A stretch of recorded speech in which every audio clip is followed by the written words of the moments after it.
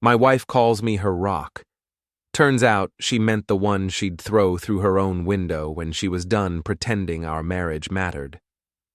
I'm Miles Harren, 38 years old, architect by trade, fool by marriage. If you've ever wondered what it feels like to watch your life crumble in real time while everyone around you pretends everything's fine, grab a coffee and settle in. This story doesn't have a happy ending, but it has a satisfying one. The first crack appeared on a Tuesday morning in September. I was standing in our half-renovated kitchen, staring at cabinets that had been temporarily removed 8 months ago, when Tessa walked in wearing that smile. You know the one, the kind that says she's about to ask for something expensive or tell you something you don't want to hear. Miles, honey, I need to work late again tonight. The Morrison project is behind schedule. I nodded, sipping coffee from a mug that read World's Greatest Dad, a Father's Day gift from our 4-year-old daughter, Nora. The irony wasn't lost on me, considering I'd been questioning that title lately. Third time this week, I said, keeping my voice neutral. Must be some project. You know how demanding clients can be. Tessa grabbed her designer purse, the one that cost more than my monthly car payment, especially when they're paying premium rates. She kissed my cheek, a quick peck that felt more like a business transaction than affection. Her perfume lingered after she left, something new, something expensive, something she'd never worn for me. I finished my coffee and headed to my own job at Hartwell & Associates, where I spent my days designing buildings for people who actually appreciated good work. My latest project was a mixed-use development downtown, the kind of innovative design that could put our firm on the map. I'd been working on it for months, perfecting every detail. That evening, I picked up Nora from daycare and brought her home to our construction zone of a house. The living room was still missing baseboards, the dining room had exposed electrical work, and the master bathroom had been in progress since spring. Tessa's interior design business was supposedly booming, but somehow our own home remained a monument to unfinished projects. "Daddy, when is Mommy coming home?" Nora asked as I heated up leftover pizza. "Late, sweetheart. She's working." "She's always working now." Out of the mouths of babes, even a 4-year-old could see what I'd been trying to ignore. After putting Nora to bed, I settled into my home office to review blueprints. That's when I heard voices from the backyard. Tessa's book club was meeting in our unfinished gazebo, another project that had stalled indefinitely. I wasn't eavesdropping intentionally. The windows were open, and voices carry. "Tessa's really hit the jackpot with this new partnership," said Monica, whose voice could cut glass. "Working with Rowan Eldridge's firm is like winning the lottery." My pen stopped moving across the blueprint. Rowan Eldridge. I knew that name. Flashy contractor who drove a tricked-out Ford Raptor and had his face on half the billboards in town. What partnership? "She's being modest about it," added Elle, Monica's equally catty sidekick. "But we all know this could set her up for life.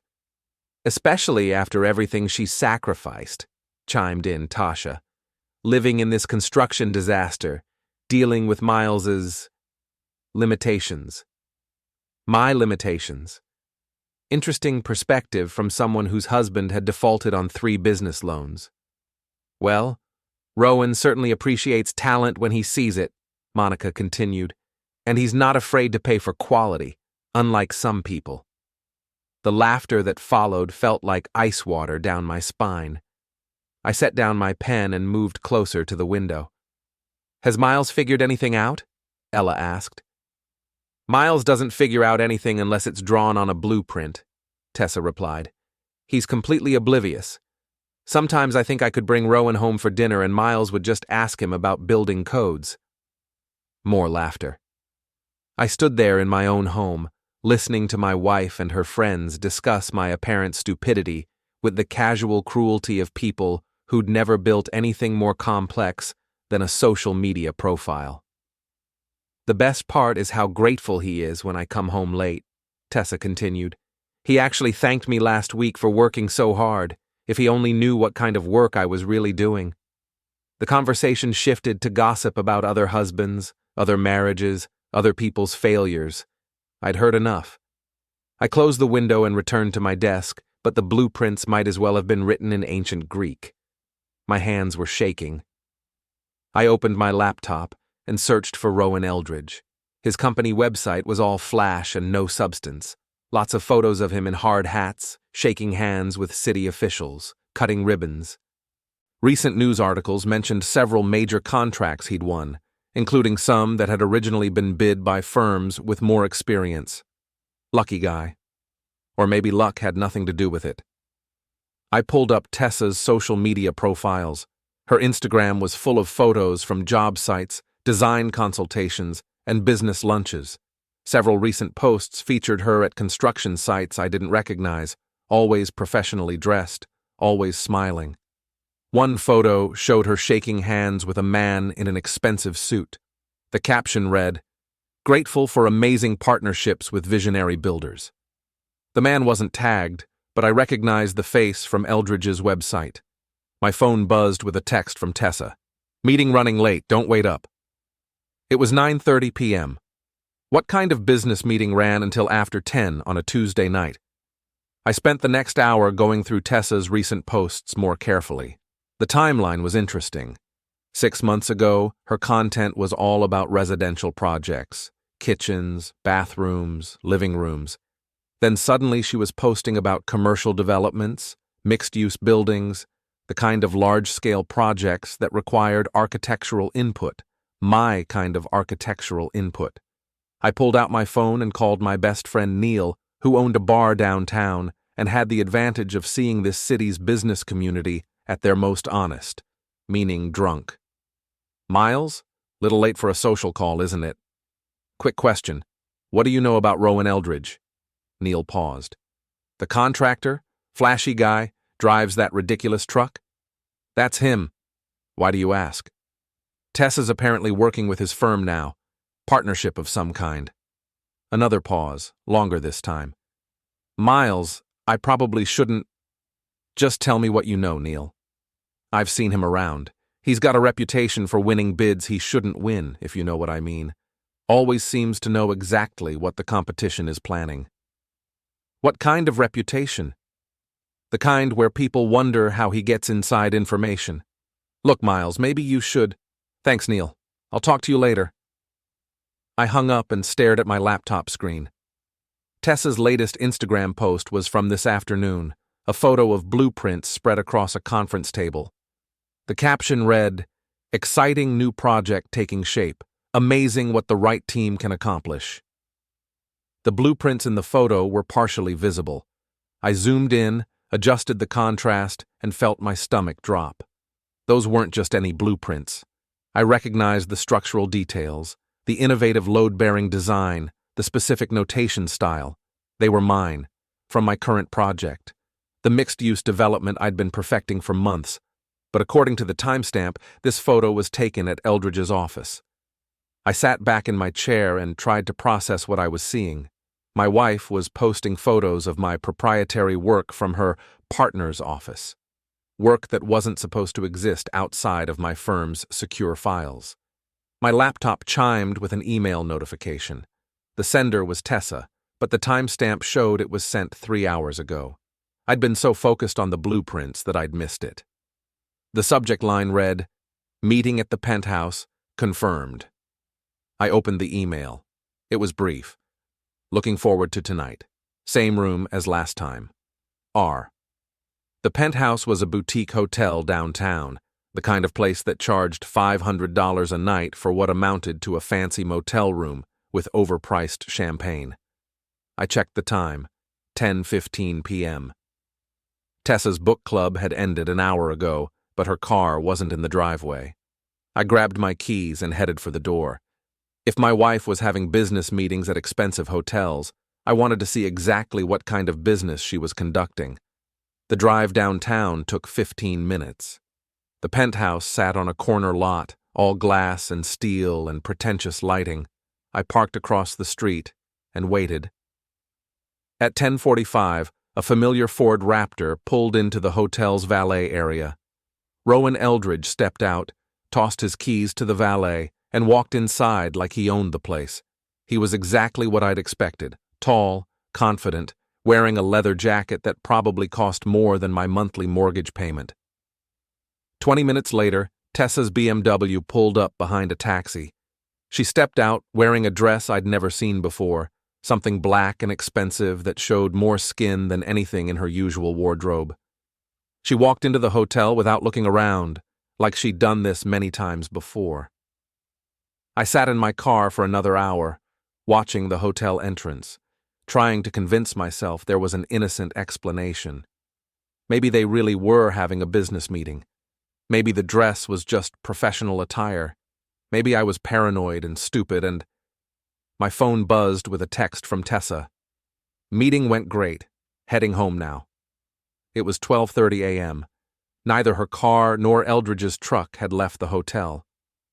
I drove home and pretended to be asleep when she slipped into bed an hour later. She smelled like unfamiliar cologne and hotel soap. The next morning, Tessa was cheerful and chatty over breakfast, telling me about her productive meeting and how excited she was about the new project. She kissed me goodbye with the same perfunctory peck and reminded me to pick up Nora from daycare. After she left, I sat in our half-finished kitchen and stared at my coffee mug. "World's greatest dad," it proclaimed. But what kind of father lets his family's foundation crumble while he's busy drawing blueprints? I pulled out my phone and scrolled through my contacts until I found the number for a digital forensics company I'd used for a previous client. If Tessa was sharing my work with Eldridge, there would be evidence, emails, file transfers, something that proved what I was starting to suspect. The technician could see me that afternoon.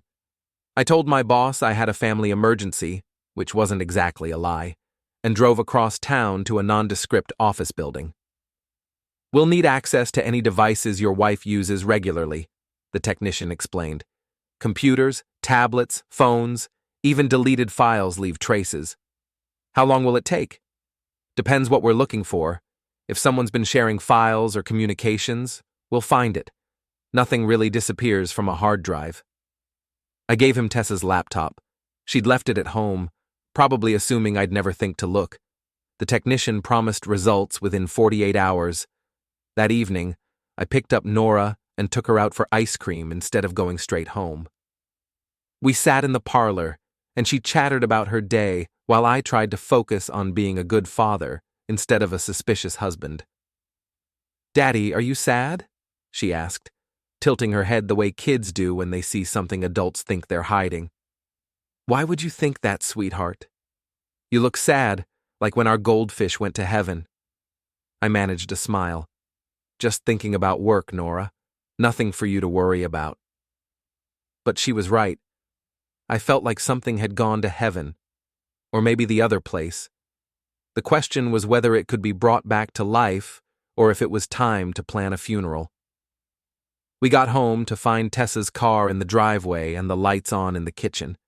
She was sitting at the counter with her laptop open, typing furiously. "Hey," she said, without looking up. "How was ice cream?" "Good. Nora wanted chocolate chip." She kept typing. "I need to finish this proposal tonight. Big presentation tomorrow." I got Nora ready for bed while Tessa worked. When I came back downstairs, she was still at the laptop, but now she was on the phone. "No, that's not the right specification," she was saying. "The load-bearing calculations need to account for the modified foundation design. Miles's approach was much more innovative." She paused, listening. "Yes, I can get you the updated drawings. Same arrangement as before. My approach, my drawings, same arrangement as before." I stood in the doorway, listening to my wife sell my work to her lover, and realized that the foundation of our marriage hadn't just cracked, it had collapsed completely. The only question now was what I was going to build in its place. The digital forensics technician called me at work the next afternoon. His voice had that careful neutrality of someone delivering bad news to a client who's paying for certainty. "Mr. Harren, I've recovered the deleted files from your wife's laptop. I think you should come in to review them in person." I left the office early, telling my partner I had a family situation to handle. That was becoming my standard excuse, and it wasn't getting any less true. The technician's office smelled like coffee and electronics. He gestured to a chair beside his desk, where Tessa's laptop sat connected to various cables and devices. I've recovered approximately 18 months of deleted emails, browser history, and file transfers, he said, pulling up a folder on his screen. The pattern is pretty consistent. Your wife has been forwarding architectural plans, project specifications, and bid information to an email address registered to Rowan Eldridge Construction. He opened the first email. The timestamp was from 14 months ago. Rowan, attached are the preliminary drawings for the Riverside project. Miles thinks this is still confidential, so we need to be careful about timing. T. The attachment was a PDF of my work. My signature was in the corner, along with my firm's watermark. There are 47 similar emails, the technician continued. Each one contains proprietary information from your firm, but that's not the most interesting part. He opened another folder. I also recovered her browser history, including several sites she thought she'd deleted. Dating websites, fertility clinics, financial planning services. My hands felt numb. Fertility clinics? Multiple visits to a reproductive health website. She downloaded forms for consultation appointments, insurance verification, treatment options. The timestamps go back 3 years. 3 years? Tessa had told me she was infertile 2 years ago, after months of trying to conceive. She'd cried when she explained her endometriosis made natural conception nearly impossible. I'd held her, comforted her, told her it didn't matter, because we had Nora. There's more, the technician said gently. Financial records show transfers from your business account to a joint investment fund. The fund was later transferred to an account in Eldridge's name only. How much? $340,000, transferred over 6 months, always in amounts just under the reporting threshold. I stared at the screen. $340,000. Most of my business savings accumulated over years of careful planning and successful projects. I need copies of everything, I said, already prepared. He handed me a flash drive. Mr. Harren, I have to ask, what are you planning to do with this information? I'm going to find out what else I don't know about my own life. I drove home in a daze, the flash drive burning a hole in my pocket. Tessa's car was already in the driveway, which meant she'd left work early, too. I found her in the living room, playing with Nora and looking like the perfect mother. You're home early, she said, glancing up from the puzzle they were working on. Slow day at the office. I kissed Nora's head and sat down beside them. How was your day? Productive. I think we're going to win the Morrison contract. Morrison. That was the project I'd seen in the photos, the one with my blueprint spread across Eldridge's conference table. That's great, honey. What kind of timeline are they looking at? Fast track. They want to break ground before winter. Tessa fit a puzzle piece into place. Rowan thinks we can have permits approved within a month. Rowan thinks? The contractor we're partnering with. I've mentioned him before. She had, but always in passing, always as a business contact, never as someone whose opinion mattered more than her husband's. After dinner, I helped Nora with her bath while Tessa cleaned up the kitchen. Normal domestic routine, the kind of evening that would have felt comfortable a week ago. Now it felt like theater. Daddy, why do you look worried? Nora asked as I dried her hair. Just thinking about work, sweetheart. Mommy thinks about work a lot, too. She talks to someone on the phone when you're not here. Oh? What kind of talking? Happy talking. She laughs a lot. Nora considered this. She doesn't laugh like that with you anymore. I tucked her into bed and read her favorite story, the one about the little engine that could. The moral about persistence and determination felt particularly relevant. Downstairs, I found Tessa on her laptop again, typing with the focused intensity of someone on a deadline. Another proposal? I asked. Just follow up emails. You know how it is. I sat down across from her. Tessa, I need to ask you something, and I want an honest answer. She looked up, and for a split second, I saw something flicker across her face. Fear, maybe, or calculation. Of course. What is it? Are you happy? In our marriage, I mean. The question seemed to catch her off guard. She closed the laptop and leaned back in her chair. That's a strange question, Miles. Why would you ask that? Because we barely talk anymore. Because you're working constantly. Because when I look at you, I feel like I'm looking at a stranger. Tessa was quiet for a long moment. When she spoke, her voice was carefully measured. Marriage is work, Miles. Especially when you're trying to build a career and raise a child. I'm doing my best to contribute to this family. By working with Rowan Eldridge? Another flicker, stronger this time. He's a contractor. We collaborate on projects. It's business. What kind of projects require meetings at the penthouse hotel? The silence stretched between us like a chasm. Tessa's face went through several expressions: surprise, calculation, and finally, defiance. Have you been following me? I've been trying to understand why my wife lies about where she is and what she's doing. I don't lie. You told me you were working late Tuesday night. You texted me from a business meeting, but you were at a hotel with Eldridge. Tessa stood up abruptly. You followed me. You actually followed me like some kind of stalker. I followed my wife to find out why she's been acting like she wishes she were married to someone else. Maybe because I do. The words hung in the air between us. Tessa looked as surprised as I felt that she'd said them out loud. I see, I said quietly. How long? How long what? How long have you been sleeping with him? Tessa's face flushed red. You have no right to. I have every right. I'm your husband. Or at least I thought I was. You want to know the truth, Miles? Fine. Yes, I'm seeing Rowan. Yes, we work together. And yes, it's better than anything I've had with you in years. And the money you've been transferring to his accounts? Her face went pale. What money? $340,000 from our business account. Ring any bells? You've been spying on me, going through my computer, my finances. I've been trying to figure out why my wife has been stealing from me to fund her affair. It's not stealing. It's an investment. Rowan and I are building something together, something bigger than your little architectural firm and my design consultations. Using my work, my blueprints, my innovations. Tessa's composure cracked. Your work? Miles, you design buildings that sit in files for months before anyone even looks at them. Rowan takes those designs and makes them reality. He gets things done. With my ideas, my structural innovations, my load-bearing calculations.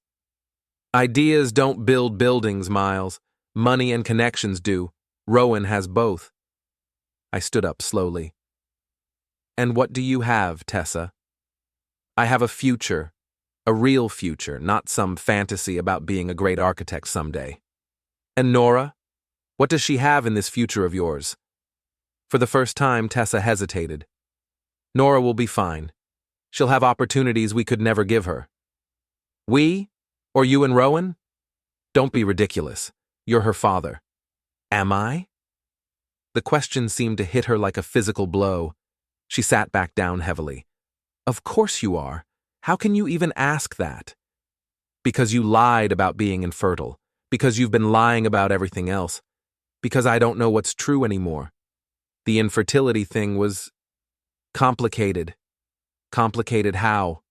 I thought I might have problems. I was scared. I didn't want to get your hopes up if... Stop. Just stop lying. Tessa's face hardened. Fine. You want the truth? I lied because I didn't want another child with you. I lied because I was already planning to leave. I lied because this marriage has been over for years, and you were too oblivious to notice. Then why didn't you just leave? Because leaving would have meant starting over with nothing. This way, I build something first.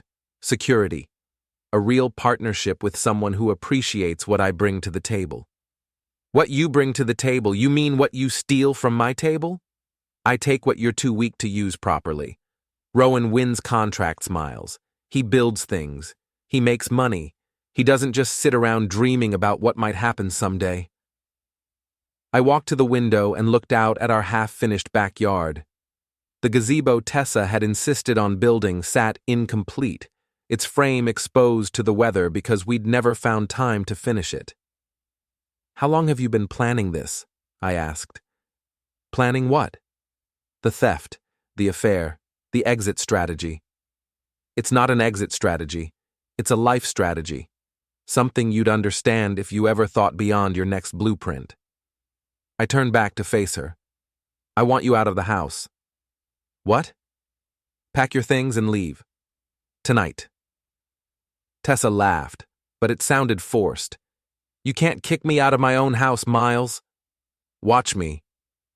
I have rights, legal rights. This is my home too. We'll see what your rights look like when my lawyer reviews the evidence of your theft and adultery." "What evidence?" I pulled out the flash drive. 18 months of deleted emails, financial records, browser history, everything. Tessa stared at the drive like it was a weapon pointed at her chest. "You can't use that. It's illegal to access someone's private files without permission." "Actually, it's not. Not when those files are on a computer in my house, used to steal from my business." "Miles, please. Let's talk about this rationally." "Rationally? You want to talk rationally about how you've been systematically destroying our marriage while stealing my work and my money? It's not like that. If you'd just listen..." "I'm done listening. I'm done believing your lies. I'm done pretending this marriage is something it's not." Tessa stood up again, and this time her voice was shaking. "You can't do this. What about Nora? You can't just break up her family because you're jealous." "I'm not breaking up anything, Tessa. You already did that. Please, Miles. I know this looks bad, but we can work through it. I'll end things with Rowan. We can go to counseling." "You'd end things with Rowan?" "Yes, if that's what it takes." "What about the stolen money?" "We can work out a payment plan." "What about my blueprints?" "I'll make sure he doesn't use them anymore." I looked at my wife, really looked at her, and saw a stranger. Someone who thought she could negotiate her way out of betrayal like it was a business deal. "No," I said quietly.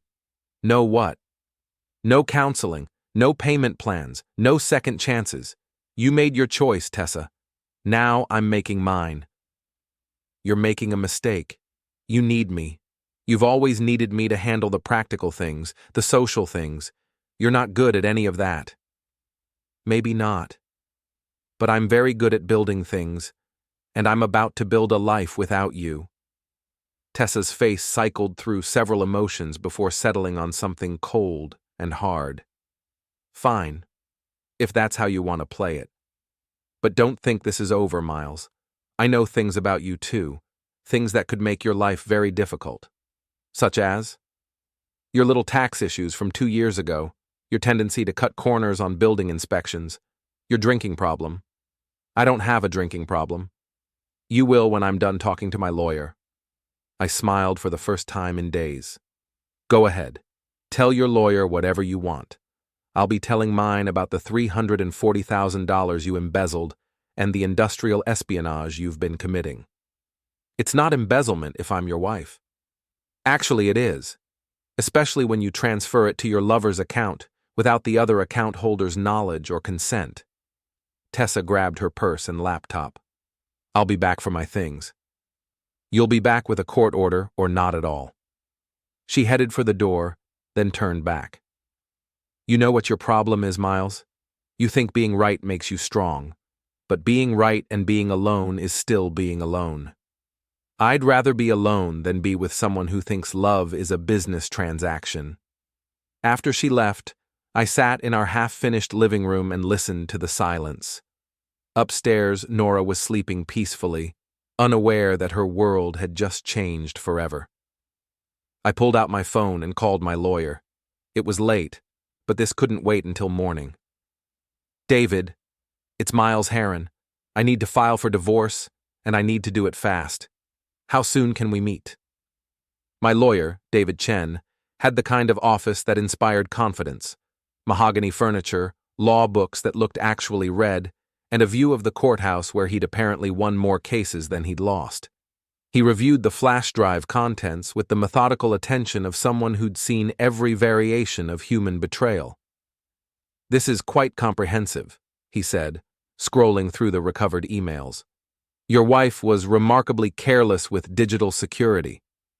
She probably thought I was too stupid to look. Her mistake." David leaned back in his chair. "The good news is you have clear evidence of adultery, financial misconduct, and intellectual property theft. The bad news is divorce litigation can get ugly fast, especially when this much money is involved." "How ugly?" "Custody battles, asset disputes, public accusations. Your wife strikes me as someone who won't go quietly." He was right about that. Tessa had already started her campaign, calling my office 3 times that morning to demand I stop being childish and think about what's best for Nora. "What about the prenup?" I asked. David pulled out a thick folder. "I've been reviewing it. There's an interesting clause about material misrepresentation invalidating asset claims. The infertility deception and financial theft could qualify." "Could?" "We'd need to prove she deliberately misrepresented her fertility status and that you relied on that misrepresentation in making marital decisions." "She admitted she lied about it." "Do you have that admission recorded?" I shook my head. "Just my word against hers." "Then we need more evidence. Medical records, communications, something that establishes a pattern of deception."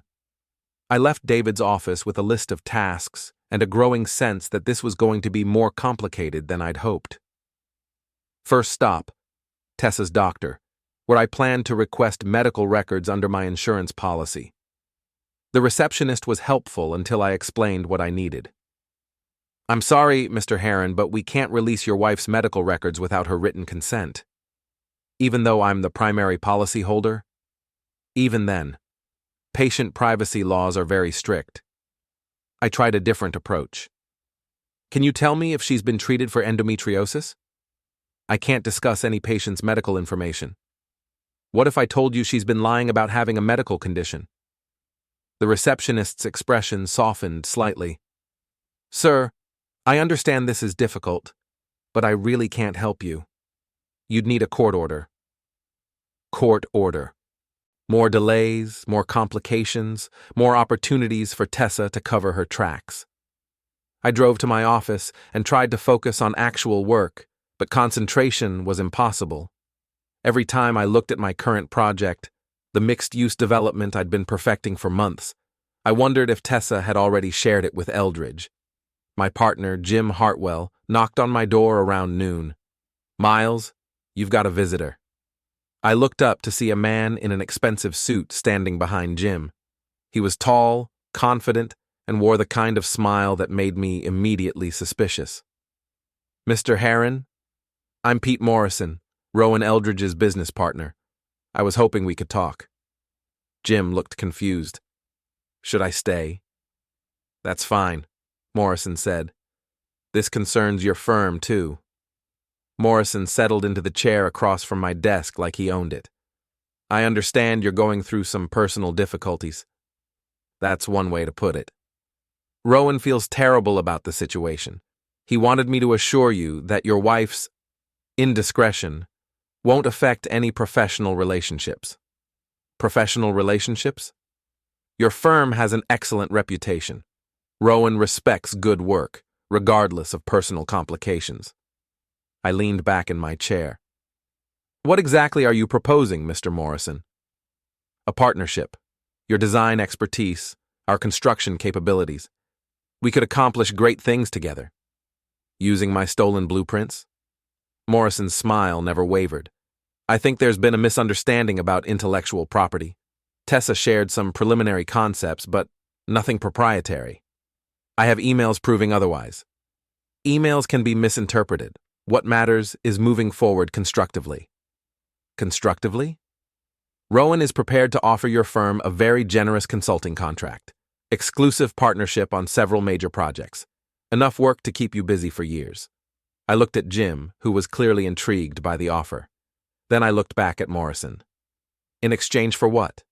Discretion, professional courtesy, an understanding that business and personal matters should remain separate. You want me to ignore the theft in exchange for work. I want to offer you an opportunity to benefit from an unfortunate situation. And if I decline? Morrison's smile finally faded. Then you'd be choosing a difficult path. Litigation is expensive. Reputations can be damaged. Sometimes it's better to focus on the future rather than dwelling on the past. Is that a threat? It's practical advice. Rowan has significant influence in this city. Contracts, permits, regulatory approvals, these things can be complicated for firms that aren't well connected. Jim shifted uncomfortably. Miles, maybe we should consider… No. I stood up. Mr. Morrison, you can tell your partner that I'm not interested in any arrangement that rewards theft. That's unfortunate. I hope you won't regret this decision. The only thing I regret is not recognizing what my wife was doing sooner. After Morrison left, Jim stayed behind. Miles, that was a significant offer. We can't afford to make enemies of Eldridge Construction. We can't afford to reward them for stealing our work either. But if we're practical about this, Jim, they stole my designs and used them to win contracts. If we partner with them now, we're accomplices after the fact. Or we're businessmen who know how to turn a bad situation to our advantage. I looked at my partner, someone I'd worked with for 8 years, and realized that everyone in my life was more flexible about ethics than I'd assumed. Do what you think is best for the firm, I said, but leave me out of it. That evening, I picked up Nora from daycare and took her home to our increasingly empty house. Tessa had returned while I was at work and taken most of her clothes, her computer equipment, and several pieces of furniture I hadn't realized were hers. Where did Mommy's desk go? Nora asked. She moved it to her new office. Is she coming home tonight? No, sweetheart. Mommy and I are taking a break from living together. Like when Tommy's parents got divorced? Kids always cut straight to the truth. Something like that. Will I still see her? Of course. We're working out a schedule so you can spend time with both of us. Nora seemed to accept this with the resilience of childhood.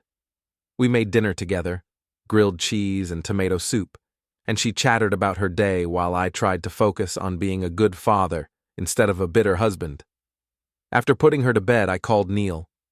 How are you holding up? He asked. About as well as you'd expect. Tessa's lawyer called today. Apparently I'm being unreasonable and vindictive. Unreasonable how? I won't agree to mediation. I want a full forensic accounting of our finances. I'm demanding return of the stolen money. Sounds reasonable to me. Her lawyer thinks I should be more collaborative in the interest of our daughter. Translation: they want you to roll over and accept whatever they offer.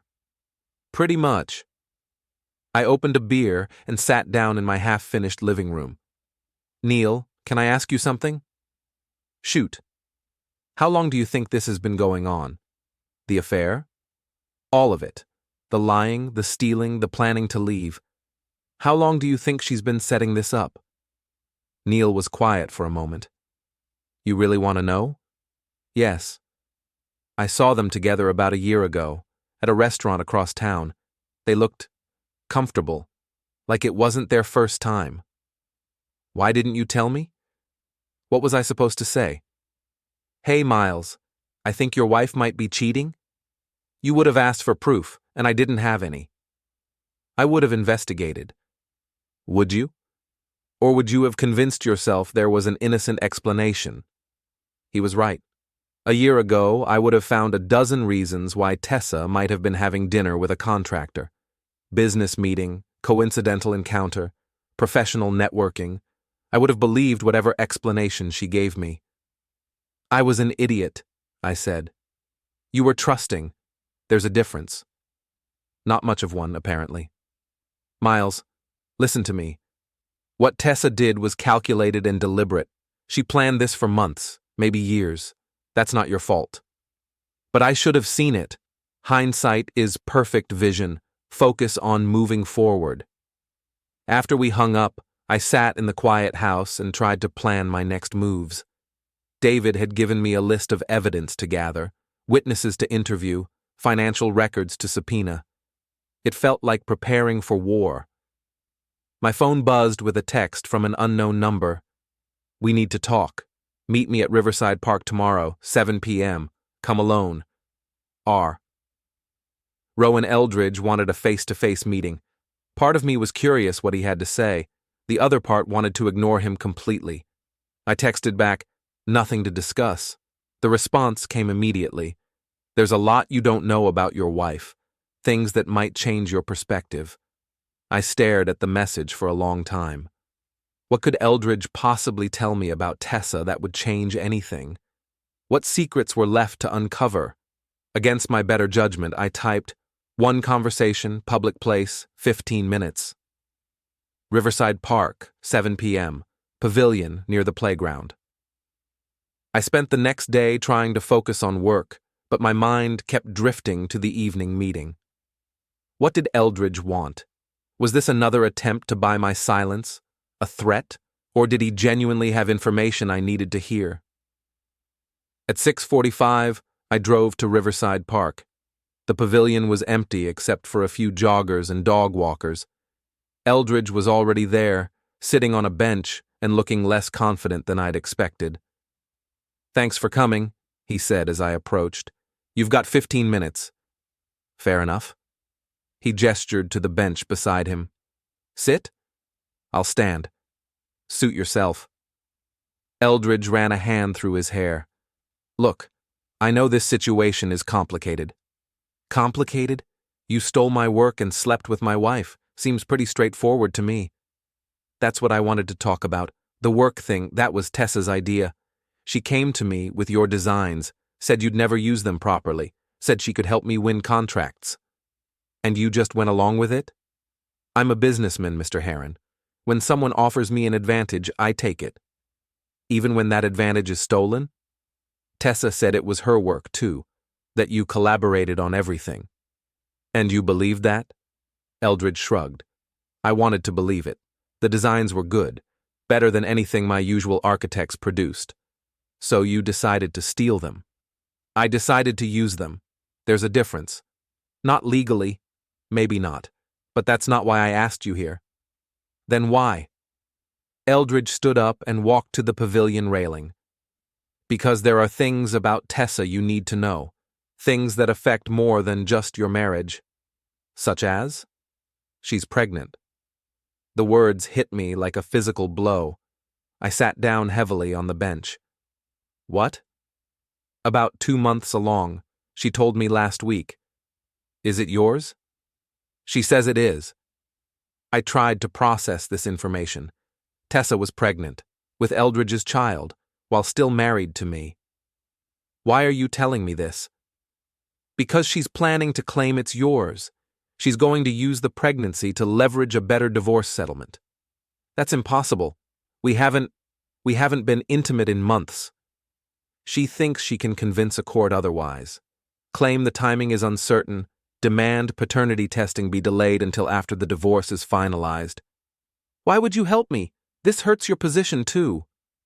Eldridge sat back down, "Because I'm starting to realize what kind of person Tessa really is. And because I don't want to be tied to her for the next 18 years. "You're going to abandon her?" "I'm going to protect myself. Just like you should."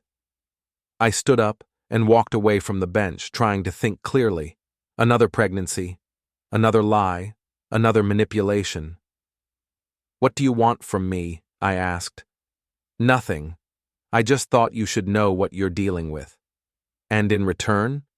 "In return, nothing. Consider it professional courtesy." I looked at Eldridge, really looked at him, and saw something I hadn't expected. Regret, maybe. Or fear. "She played you too, didn't she?" "She played all of us. The question is what we're going to do about it." I left the park with more questions than answers. Tessa was pregnant with another man's child and planning to use it as leverage in our divorce. The affair partner was having second thoughts. My business partner wanted to collaborate with the people who'd stolen from me. Everyone in my life was more complicated than I'd realized. But complexity could work both ways. If Tessa thought she could manipulate the system, she was about to learn that systems could be manipulated right back. I drove home and called David Chen. I need to accelerate everything, I told him. And I need to request immediate paternity testing for any children born during the marriage. What's happened? My wife is pregnant with her lover's child, and she's planning to claim it's mine. Can you prove it's not yours? I can prove we haven't been intimate in months. I can prove the timeline doesn't work. And I can prove she's been systematically lying about everything else. This actually helps our case significantly. Pregnancy during an ongoing affair demonstrates a pattern of deception. Good. Because I'm done being the victim in this story. What do you mean? I mean it's time to stop reacting and start acting. Tessa wants to play games? Let's play games. After hanging up, I sat in my home office and began planning my counterattack. Tessa had spent months positioning herself for an advantageous divorce. Now it was my turn to do some positioning. I pulled out a legal pad and began making lists.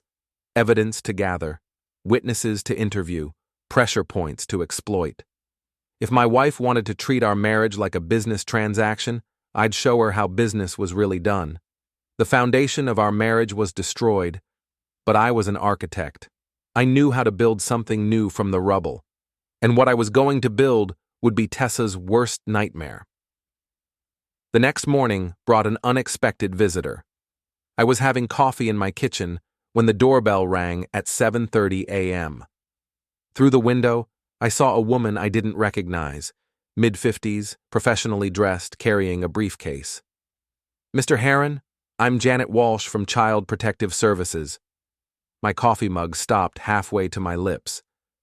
I'm sorry, what? We received a report about potential child endangerment. May I come in? I let her in because refusing would have looked suspicious, but my mind was racing. Child endangerment?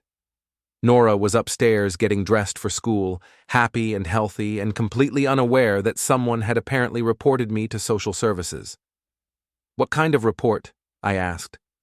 Walsh sat down at my kitchen table and opened her briefcase.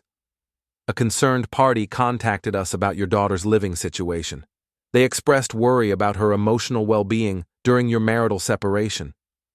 Who made the report? I can't disclose that information, but I can tell you the allegations include emotional neglect, unstable housing conditions, and inappropriate exposure to adult conflicts. I looked around my half-renovated kitchen. The missing cabinet doors and exposed electrical work probably didn't create the best impression.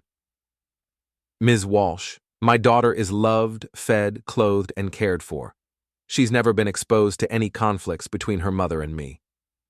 I'm sure that's your intention. But divorce situations can be stressful for children, even when parents try to protect them. This isn't a divorce situation. This is a situation where my wife committed adultery and theft, then abandoned her family. Walsh made notes on a form. Mr. Harren, I need to ask you some questions about your daughter's routine, her emotional state, and the current living arrangements. The interview lasted 45 minutes. Walsh asked about Nora's sleep patterns, eating habits, school performance, and social interactions. She wanted to know about my work schedule, childcare arrangements, and plans for the ongoing renovation. The house does appear to be under construction, she noted. We've been renovating for 2 years. It's a long-term project. Are all areas safe for a child? Absolutely. The construction zones are clearly marked and secured. And your wife's absence, how has your daughter responded to that? She's adjusting. Children are resilient. Has she expressed confusion or distress about the separation? She's asked questions. I've answered them honestly, but age-appropriately. Walsh finished her notes and closed the file. Mr. Harren, I don't see any immediate concerns about your daughter's safety or well-being. However, I will be conducting a follow-up visit in 2 weeks. Is that standard? It's standard when we receive reports about ongoing domestic situations. After she left, I called David Chen immediately. Someone reported me to Child Protective Services, I told him. What kind of report? Child endangerment, emotional neglect, unstable living conditions. Any idea who made the report? 3 guesses, and the first 2 don't count. This is actually a positive development, David said. How is social services investigating me positive? Because it shows desperation. Your wife is escalating tactics, which means she's worried about her position. People don't make false reports to CPS unless they're running out of options. What if they find something? What if they decide the house renovations are unsafe? Then we document everything. Photos, receipts, contractor reports. We show that you're a responsible father improving his family's living situation. And if they recommend supervised visitation, then we counterpetition for full custody based on your wife's abandonment and false reporting. I spent the rest of the morning photographing every room in the house, documenting the renovation progress and safety measures. Then, I called my contractor to request written confirmation that all work areas were properly secured. At noon, my phone rang. The caller ID showed Tessa's number. Miles, we need to talk. Through our lawyers. This is about Nora. I want to see her. You should have thought about that before you moved out. I didn't move out. You kicked me out. I removed an adulterous thief from my home. There's a difference. Miles, please. I made mistakes, but I'm still her mother. Are you? Because mothers don't usually abandon their children to shack up with their lovers. I didn't abandon anyone. I'm staying with my sister while we work through this. Your sister lives 2 hours away. How exactly are you planning to maintain a relationship with Nora from there? I'll drive in on weekends. We can work out a schedule. We can work out a schedule through the court system. Why are you being so difficult about this? Difficult? Tessa, you stole my work, emptied my bank accounts, lied about your fertility, got pregnant by another man, and then tried to have me investigated by Child Protective Services. Exactly which part of that should I be cooperative about? Silence on the other end. How did you know about CPS? She finally asked. Because they showed up at my door this morning asking about child endangerment reports. Miles, I can explain. No explanation necessary. You've shown me exactly who you are. I was worried about Nora. The house is a construction zone. You're working long hours. You're obviously stressed. So you decided to have me investigated rather than, say, coming home to help with your daughter. It's not that simple. It's exactly that simple. You chose your lover over your child. Own it. I hung up and immediately called David back. She admitted to making the CPS report, I told him. Excellent. That's harassment and potentially defamation. We can use it. How? False reports to government agencies demonstrate a pattern of malicious behavior. It strengthens our case for full custody and supports the argument that she's an unfit parent. What about her pregnancy? Eldridge told me she's planning to claim the child is mine. We'll demand immediate paternity testing. If she refuses, we'll petition the court to compel it. And if the timing makes it ambiguous, then we present evidence of the affair, the separation, and the lack of intimate contact. Medical records, witness testimony, whatever it takes. That evening, I picked up Nora from daycare and took her out for dinner. She seemed happy and normal, chattering about her day and asking when we could finish painting her bedroom. Daddy, will Mommy help us paint? I don't know, sweetheart. Mommy is figuring out where she wants to live. Doesn't she want to live with us? It's complicated. Sometimes adults need to live in different places for a while. But she'll come back, right? I looked at my daughter's hopeful face and felt something break inside my chest. I don't know, Nora, but no matter what happens, you'll always have me. And you'll always have me too, Daddy. We finished dinner and went home to our half-completed house. I helped Nora with her bath and read her a story, trying to maintain the routines that made her feel secure. After she was asleep, I sat in my office and reviewed the evidence I'd been gathering: emails, financial records, witness statements, photographs. The case against Tessa was strong, but divorce litigation was unpredictable. My phone buzzed with a text from an unknown number. "Check your email. Important information about your wife. A friend." I opened my laptop and found a message from an anonymous account. The subject line read, "Things you should know." The email contained a single attachment, a PDF of medical records from a fertility clinic. According to the documents, Tessa had been receiving fertility treatments for 6 months. Not treatments for infertility, but treatments to enhance fertility. Hormone injections, ovulation monitoring, the works. She hadn't been unable to conceive. She'd been actively trying to conceive, with someone other than her husband. I forwarded the records to David Chen with a note, another piece of the puzzle. His response came within minutes. "This changes everything. She was planning the pregnancy as leverage. We can prove premeditation." I leaned back in my chair and tried to process the implications. Tessa hadn't just been having an affair. She'd been planning to have Eldridge's child while married to me, probably intending to claim it was mine and use it to secure a better divorce settlement. The level of calculation was breathtaking. My phone rang. David Chen. "Miles, I've been reviewing these medical records. This is exactly what we needed." "How so?" "It proves the pregnancy was planned and deliberate. Combined with the affair evidence and the financial theft, it establishes a clear pattern of fraudulent behavior." "What does that mean for the divorce?" "It means we can argue that the entire marriage was based on fraud. The prenuptial agreement becomes enforceable, her asset claims become invalid, and we have grounds for full custody." "And the CPS investigation?" "Becomes evidence of harassment and malicious prosecution." For the first time since this nightmare began, I felt like I might actually win. "What's our next move?" I asked. "We go on the offensive. File for emergency custody, demand immediate financial disclosure, and petition for sanctions based on her false reporting." "How long will that take?" "We can file tomorrow. Emergency hearings usually happen within a week." "And until then?" "Document everything. Record all communications. Keep detailed records of your time with Nora." "And Miles?" "Yeah?" "Be prepared for Tessa to escalate further. Desperate people do desperate things." He was right about that. The next morning brought another surprise visitor. This time it was Rowan Eldridge standing on my doorstep at 6:30 a.m. "We need to talk," he said. "I thought we already did." "Things have changed. Tessa's gone completely off the rails." I let him in, partly because I was curious and partly because I wanted to hear what new crisis had developed overnight. "Coffee?"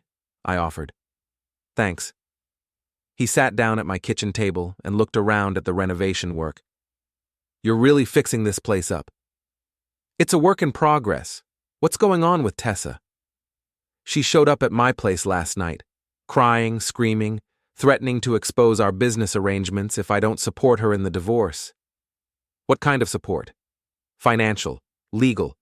She wants me to testify that you were abusive, that you drove her away, that you're an unfit father."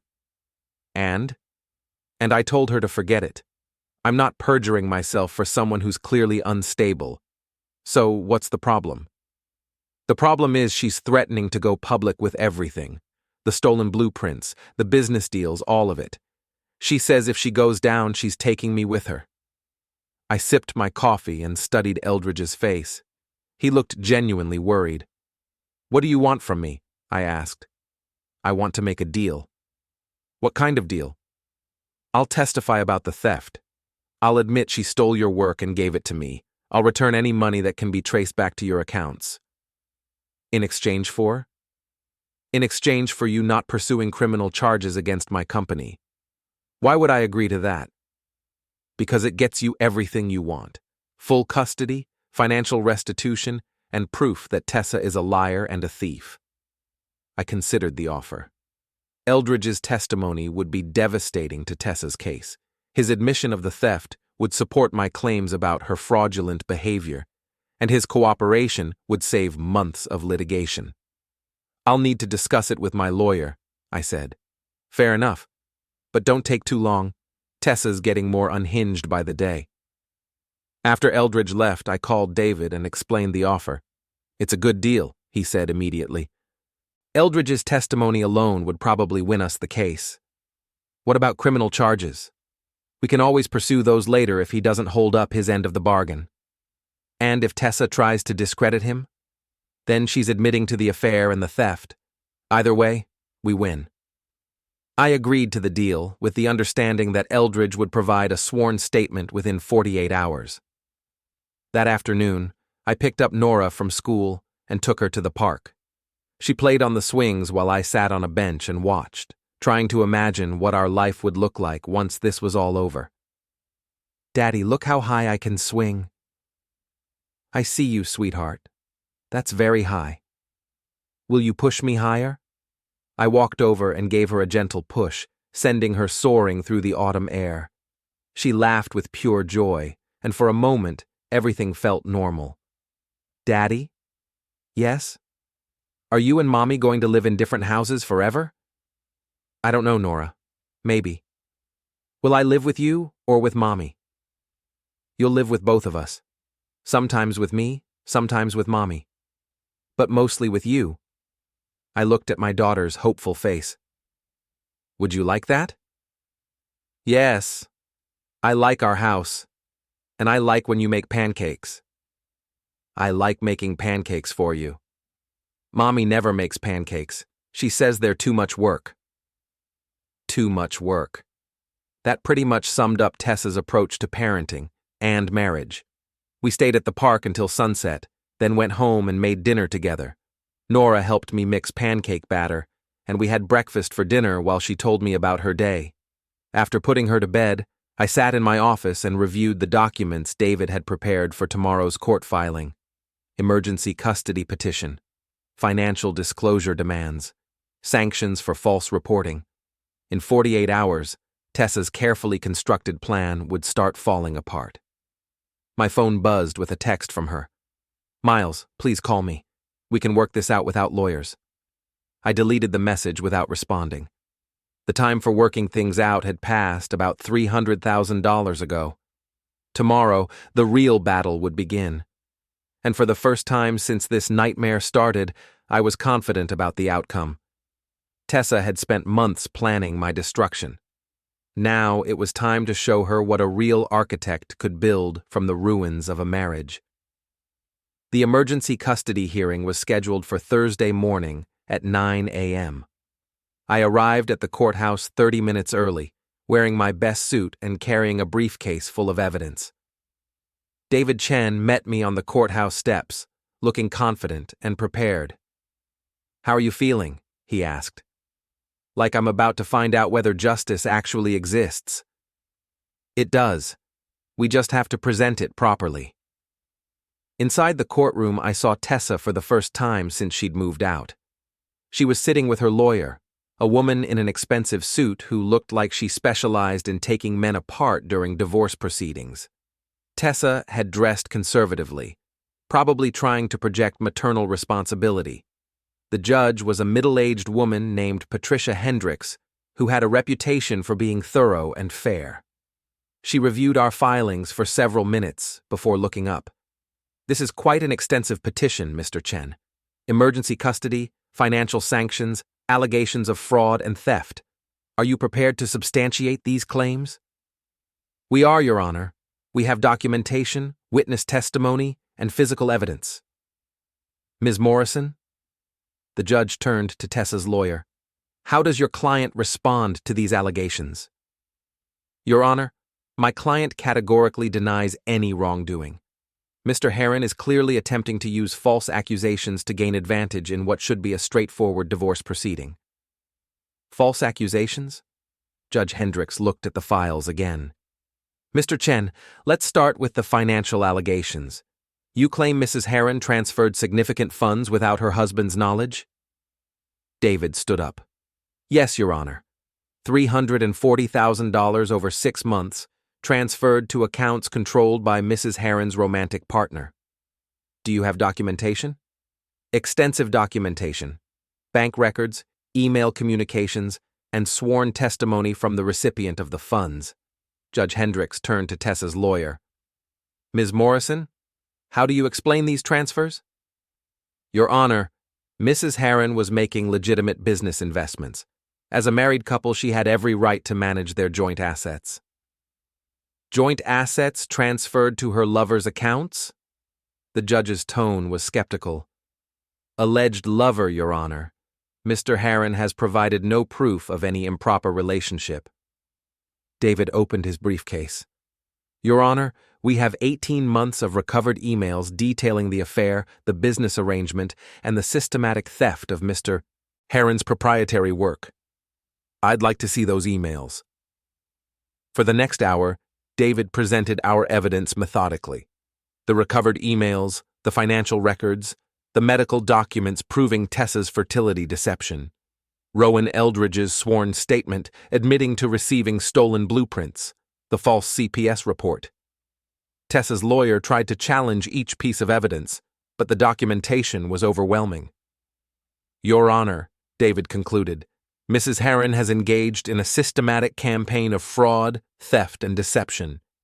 She has abandoned her child, filed false reports with government agencies, and attempted to use a pregnancy by another man as leverage in divorce proceedings.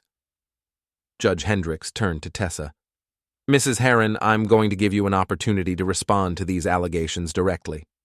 Tessa stood up, and for a moment she looked like the woman I'd married, vulnerable, sincere, appealing. Your Honor, my husband is a good man, but he's never understood the practical realities of building a career in this city. I made some poor choices in trying to secure our family's future, but everything I did was motivated by love for my daughter and concern for our financial security. What about the affair, Mrs. Harren? I developed feelings for someone else. That was wrong, and I regret it. But it doesn't make me an unfit mother. What about the stolen intellectual property? I shared some preliminary design concepts with a business partner. I didn't think Miles would mind. We've always collaborated on projects. Mrs. Harren, your husband's sworn statement says you haven't collaborated on any work in over 2 years. Tessa's composure cracked slightly. He's angry. He's not remembering things clearly. What about the medical records showing you received fertility treatments while claiming to be infertile? I was exploring options. I wanted to surprise Miles with a pregnancy. But you're currently pregnant by another man. Tessa's face flushed red. The paternity is uncertain. Mrs. Harren, your lover has provided a sworn statement that you told him he was the father and that you plan to claim otherwise for financial advantage. He's lying. He's trying to protect himself. Judge Hendricks made notes for several minutes. The courtroom was completely silent. Mrs. Harren, I find your explanations unconvincing. The evidence suggests a pattern of deliberate deception, financial misconduct, and child abandonment. Your Honor, I haven't abandoned my daughter. I want shared custody. You want shared custody while living 2 hours away with a man who isn't your husband? I can make arrangements. Mrs. Harren, you filed a false report with Child Protective Services against your husband. You transferred hundreds of thousands of dollars to your lover's accounts. You stole your husband's work and used it for personal gain. You lied about medical conditions to manipulate marital decisions. Tessa's lawyer stood up. Your Honor, my client is willing to enter counseling and make financial restitution. Ms. Morrison, your client has demonstrated a complete disregard for legal and ethical boundaries. I'm granting Mr. Harren's petition for emergency custody. I felt something loosen in my chest. Nora would stay with me. Furthermore, Judge Hendricks continued, I'm ordering Mrs. Harren to return all transferred funds within 30 days and to cease any contact with her husband except through legal counsel. Your Honor, Tessa's lawyer tried again. Surely some visitation. Supervised visitation only, pending a full custody evaluation.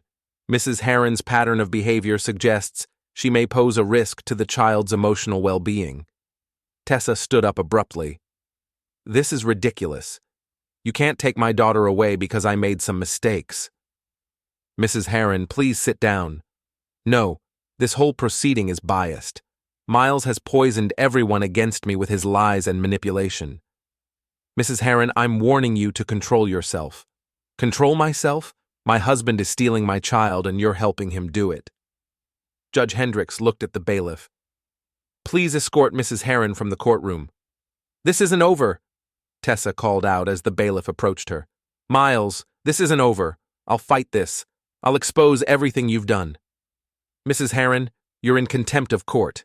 I don't care. You can't destroy my life and expect me to stay quiet about it. The bailiff led her out, still shouting threats and accusations. Her lawyer gathered her papers with obvious embarrassment. Judge Hendricks turned back to me. Mr. Harren, I'm granting your emergency custody petition. I'm also referring this matter to the district attorney for potential criminal charges related to the financial theft. Thank you, Your Honor. Don't thank me yet. Custody battles can be long and difficult, especially when one party refuses to accept the court's authority. She was right about that. Over the next 2 weeks, Tessa violated the no-contact order 3 times, showed up at Nora's school demanding to see her, and posted a series of social media rants about judicial corruption and spousal abuse. Each violation strengthened my case. The final confrontation came on a Saturday morning. I was in the backyard with Nora, finally finishing the gazebo that had sat incomplete for 2 years. She was helping me sand the railings when Tessa's car pulled into the driveway. Daddy, is that Mommy? Yes, sweetheart. Why don't you go inside for a few minutes? But I want to see Mommy. I know, but let me talk to her first. Nora reluctantly went inside, and I walked around to the front yard. Tessa was getting out of her car, and she looked terrible. Her hair was unwashed, her clothes were wrinkled, and her face had the hollow look of someone who hadn't been sleeping. Miles, please, I just want to see my daughter. You're violating the court order by being here.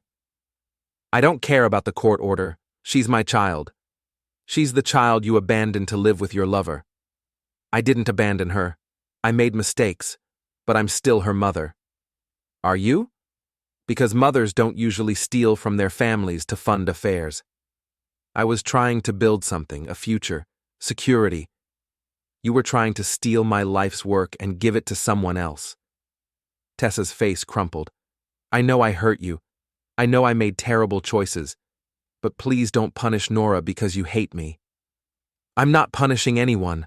I'm protecting my daughter from someone who's proven she can't be trusted. She needs her mother. She needs stability. She needs honesty. She needs someone who puts her welfare ahead of their own selfish desires. I can change. I can be better.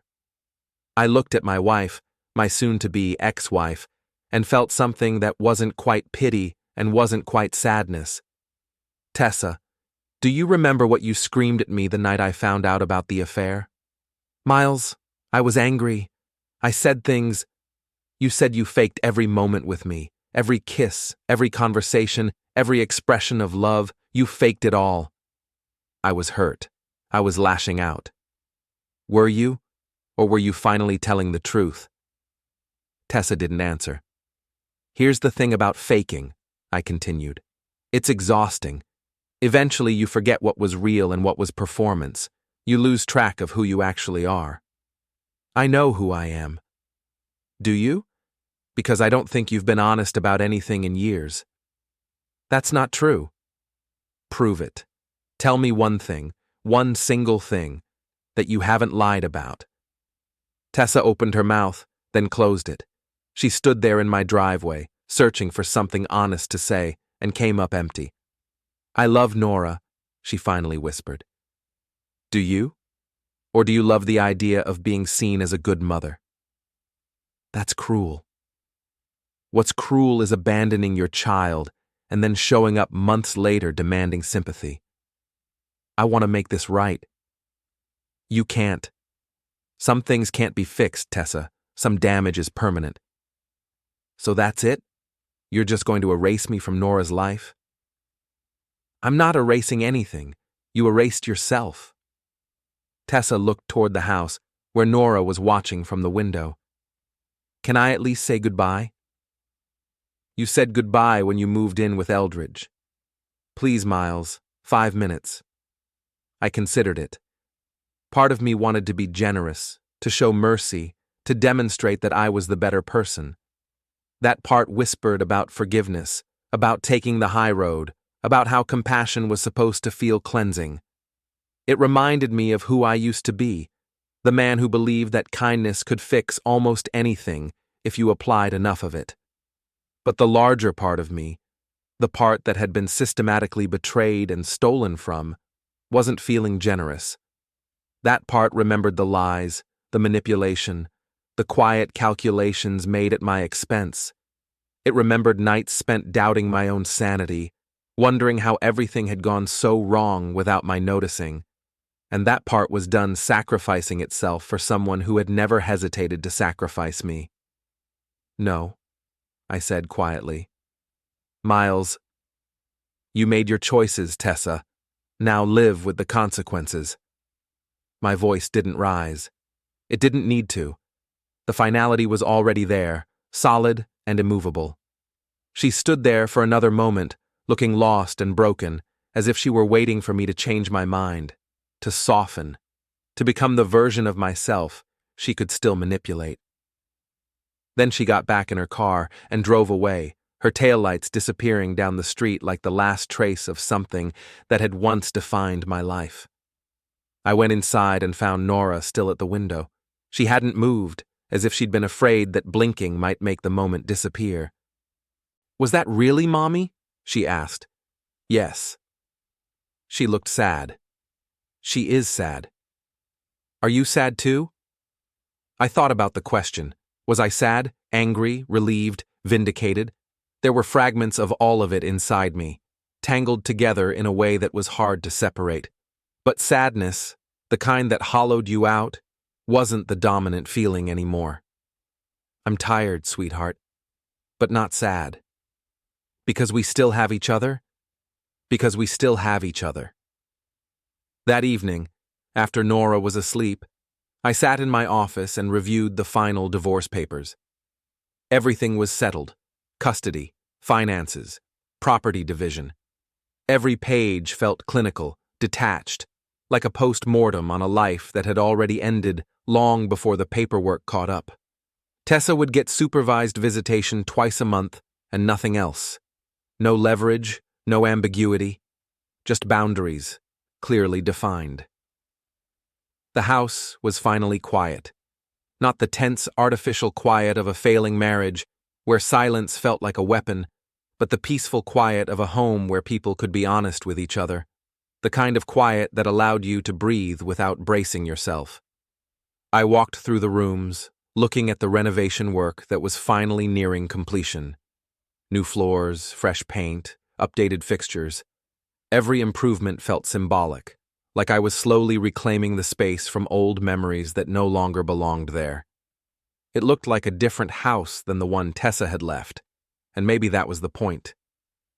In the kitchen, I poured myself a glass of wine and sat at the table where I'd eaten so many uncomfortable dinners with a woman who was pretending to love me.